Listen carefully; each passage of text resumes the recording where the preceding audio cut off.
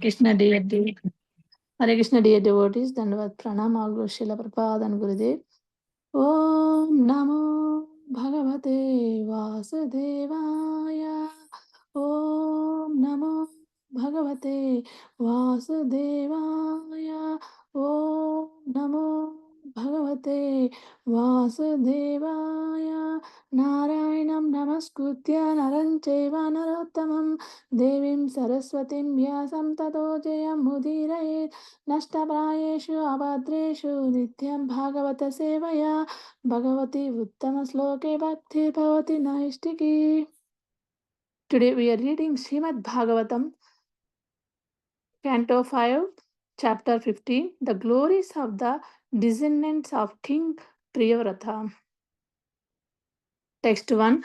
Srila Shukadeva Goswami continued, the son of Maharaja Bharat, known as Sumati, followed the path of Rishabhadeva. But in the age of Kali, some unscrupulous people will imagine him to be Lord Buddha himself. These people, who will actually be atheistic and of bad character, will interrupt the Vedic principles in an imaginary, infamous way to support their activities.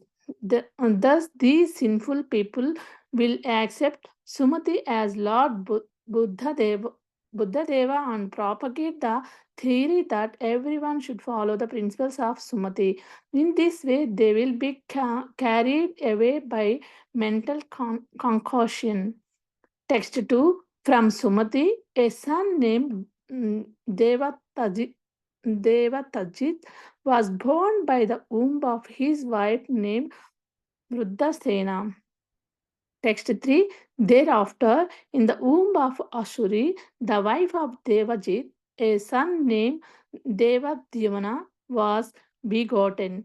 Devadhyamana, Devadhyamana begot in the womb of his wife Dhenumati, a son named Parameshti. Parameshti begot a son named Pratya in the womb of his wife Suvarchala. Text 4. King Pratya personally propagated the principle of self-realization. In this way, not only was he purified, but he became a great devotee of the Supreme Person, Lord Vishnu, and directly realized him. Text 5. In the womb of his wife, Suvarchala, Pratya begot three sons named Pratihartha, Prasthota, and Udgata. These three sons were very expert in performing Vedic rituals. Pratihartha begot two sons named Aja and Kuma in the womb of his wife named Stuti. Text 6. In the womb of his wife Rishikulya, King Bhuma begot a son named Udgita. From Udgita wife Devakulya, a son named Pratishtava was born, and Pratishtava begot a son named Vibhu through his wife Niyutsa in the womb of his wife Rati. Vibhu begot a son named Pratusena begot son named Niktha in the womb of his wife named Akuti. Naktha's wife was Druti, and from her womb the great king Gaya was born. Gaya was very famous and pious. He is the best of saintly kings. Lord Vishnu and his expansions, who are not meant to protect the universe, are always situated in the transcendental mode of godness, known as Visuddha Tattva. Being the direct expansion of Lord Vishnu, King Gaya was also situated in the Visuddha Sattva. Because of his Maharaj, Gaya was fully equipped with transcendental knowledge. Therefore, he was called Mahapurusha. Text 7. King Gaya gave full protection and security to the citizens so that their personal property would not be disturbed by undesired elements. He also saw that there was a sufficient food to feed all the citizens. This is called Poshana. He would sometimes distribute gifts to the citizens to satisfy them. This is called Prinana. He would sometimes call meetings and satisfy the citizens with the sweet words. This is called Upalalana. He would also give them good instruction on how to become first class citizens. This is called Anushasana. Such were the characteristics of King Gaya's royal order. Beside all these, King Gaya was a householder who strictly observed the rules and religions of household life. He performed sacrifice and was an unallowed pure devotee of the Supreme Personality of Godhead. He was called Mahapurusha because as a king he gave the citizens all facilities, and as a householder he executed all his duty so that at the end he became a strict devotee of the Supreme Lord. As a devotee, he was always ready to give respect to other devotees and to engage in the devotional service of the Lord. This is the Bhakti Yoga process. Due to all these transcendental activities, King Gaya was always free from the bodily conception. He was full in Brahman religion, and consequently, he was always jubilant. He did not experience material lamentation, although he was perfect in all respects. He was not proud, nor was the anxious to rule the kingdom. Text 8. My dear King Parikshit, those who are learned scholars in the histories of the Puranas eulogize and glorify King Gaya with the following verses. I can stop here. Thank you so much, Mataji. Hare Krishna. Thank you so much, Radha Pyari Mataji. Aradhya Madhavi Mataji, whenever you're ready, please take over the call and you can start the call, Mataji. Thank you, Radharani Mataji, and thank you, Radha Priya Mataji, for reading the translations. Radharani Mataji, do you mind sharing the translations? Because I'm actually calling from my phone because my video is not working. Okay, so I apologize for the video. Yeah.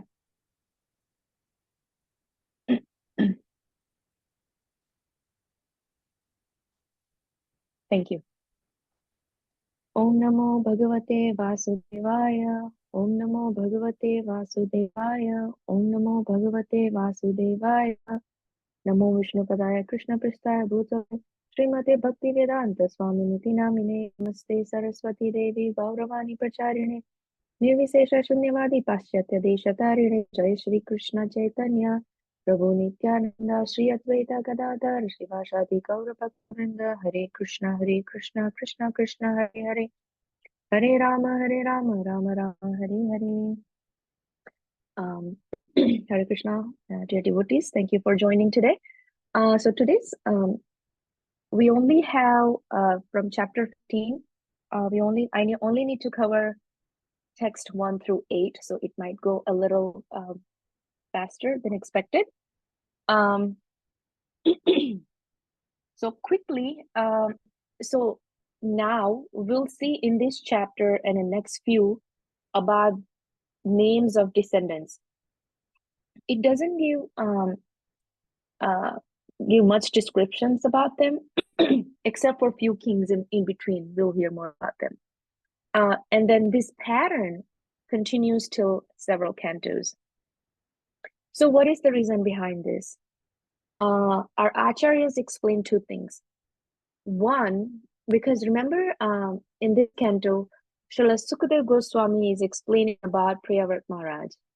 So if you explain each king, the literature becomes voluminous.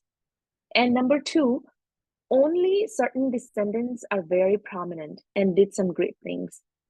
So Sukadeva Goswami chose to describe only few of those great kings out of those descendants.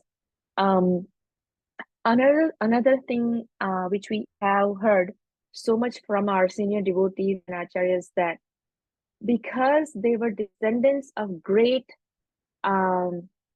such great dynasty, and many of them are devotees themselves, just by reading their names, it is also purifying for us.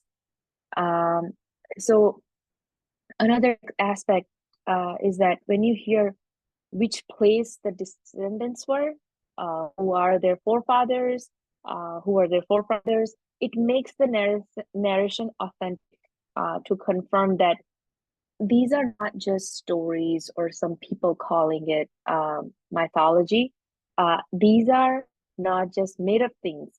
They are real historical facts that we are hearing from Srimad Bhagavatam. So these are some of the things or some of the reasons our acharyas explain why some chapters have lots of descendants like that. Okay. So in this chapter specifically, we are hearing more about King Priyavrat Maharaj further. However, one specific focus is given to Maharaj Gaya in this chapter as well. The basis of this explanation is that we should not get discouraged to hear about so many names in this chapter, but we should get inspiration from them that even by reading their names, we'll get purified. And it has a purpose like we described just in the beginning.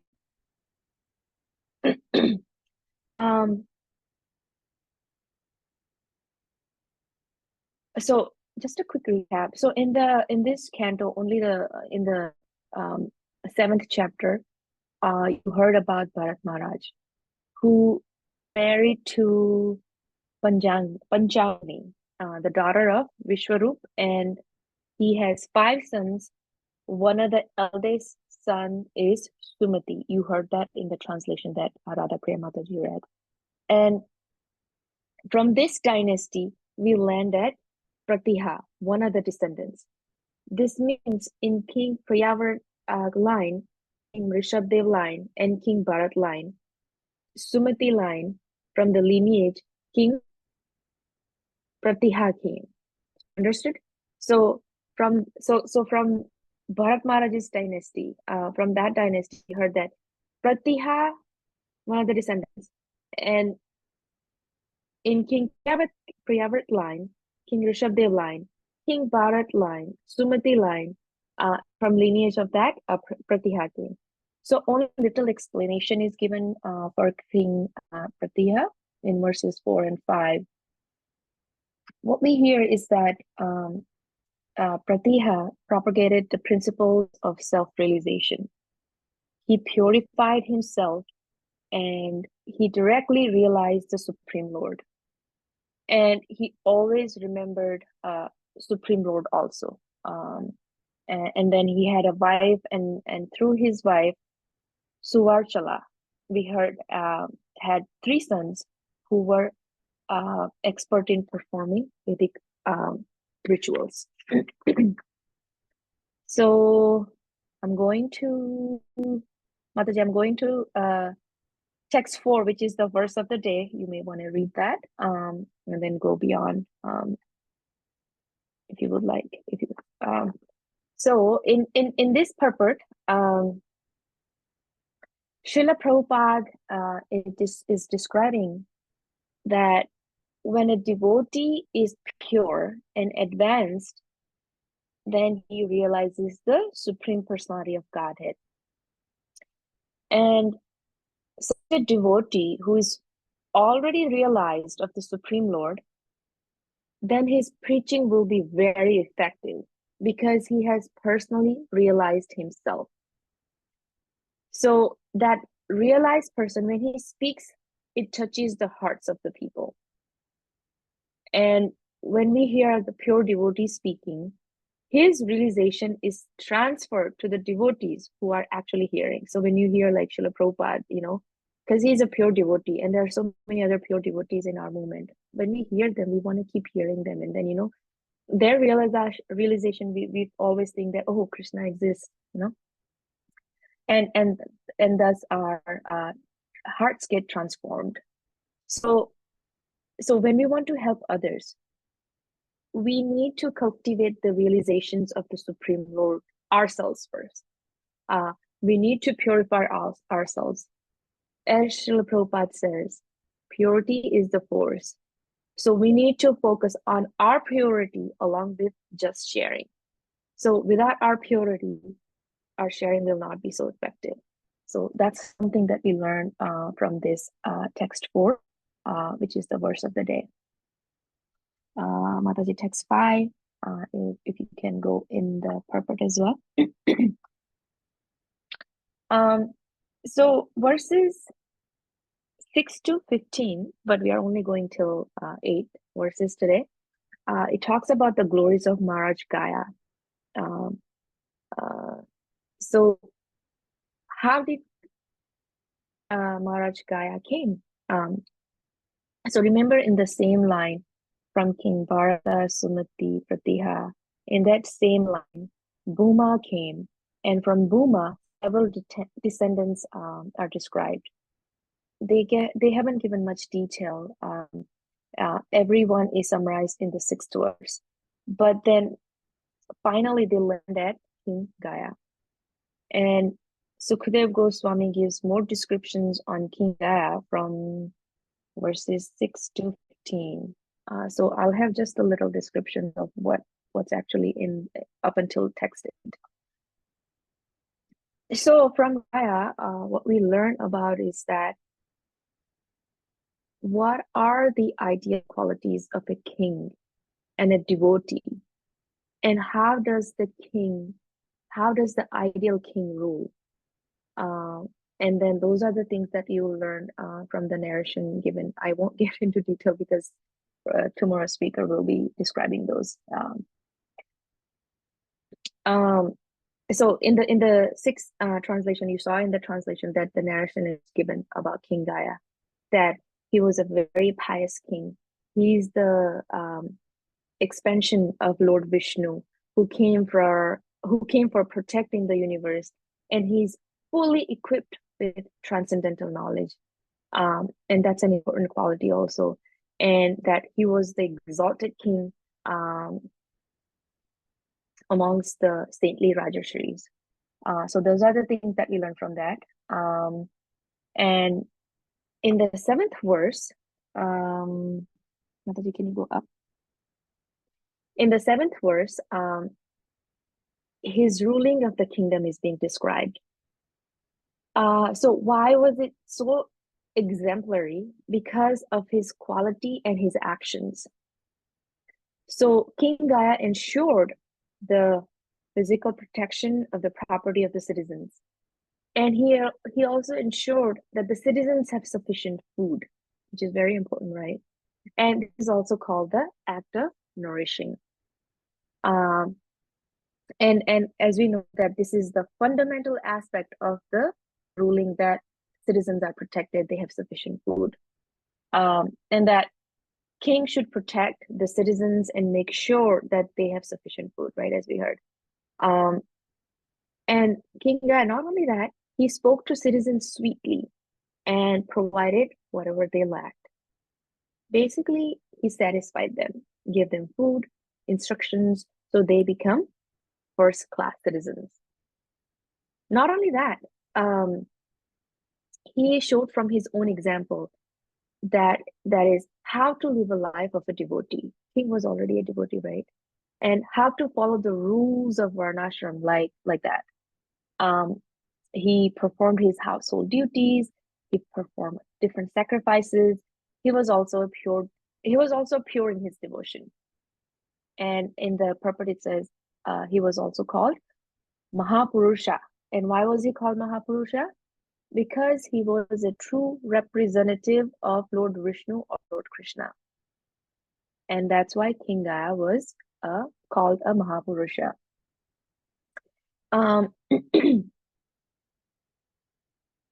So King Gaya was like, he did not think that, so basically this is called how sharing comes.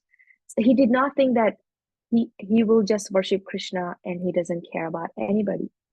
He respected all devotees, and he was an exemplary Vaishnava living in a spiritual consciousness.